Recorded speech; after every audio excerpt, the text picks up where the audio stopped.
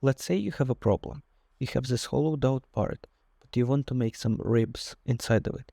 So what I did, I created this plane, and on that plane I had created this sketch with two lines. So now we will use the rib function. So first click on it, and then select the sketch profile. You can select multiple sketches. For now we will deselect this one, and we will choose the part with which it will interact. In our case it's only one part.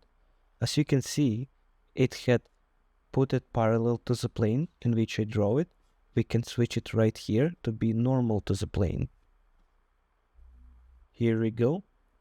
We can also add a draft, which basically will increase its thickness, as you can see it when it goes down.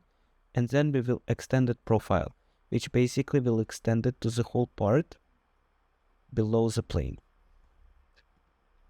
We can do the same part to the other line by selecting it and clicking OK.